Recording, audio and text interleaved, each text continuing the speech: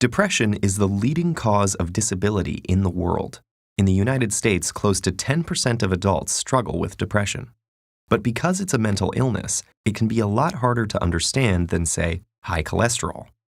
One major source of confusion is the difference between having depression and just feeling depressed. Almost everyone feels down from time to time. Getting a bad grade, losing a job, having an argument, even a rainy day can bring on feelings of sadness. Sometimes there's no trigger at all. It just pops up out of the blue. Then circumstances change, and those sad feelings disappear. Clinical depression is different. It's a medical disorder, and it won't go away just because you want it to.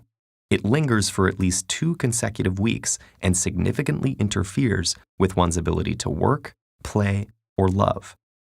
Depression can have a lot of different symptoms: a low mood, loss of interest in things you'd normally enjoy, changes in appetite, feeling worthless or excessively guilty, sleeping either too much or too little, poor concentration, restlessness or slowness, loss of energy, or recurrent thoughts of suicide. If you have at least 5 of those symptoms, according to psychiatric guidelines, you qualify for a diagnosis of depression.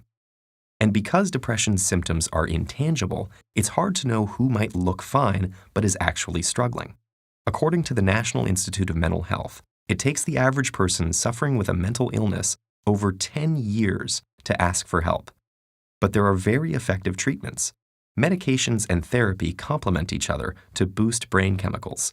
In extreme cases, electroconvulsive therapy, which is like a controlled seizure in the patient's brain, is also very helpful. Other promising treatments, like transcranial magnetic stimulation, are being investigated too. So if you know someone struggling with depression, encourage them, gently, to seek out some of these options. You might even offer to help with specific tasks, like looking up therapists in the area or making a list of questions to ask a doctor. To someone with depression, these first steps can seem insurmountable. If they feel guilty or ashamed, point out that depression is a medical condition, just like asthma or diabetes. It's not a weakness or a personality trait, and they shouldn't expect themselves to just get over it, any more than they could will themselves to get over a broken arm.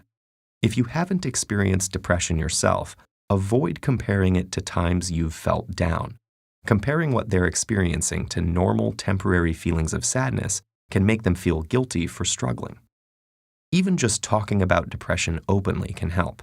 For example, research shows that asking someone about suicidal thoughts actually reduces their suicide risk. Open conversations about mental illness help erode stigma and make it easier for people to ask for help. And the more patients seek treatment, the more scientists will learn about depression, and the better the treatments will get.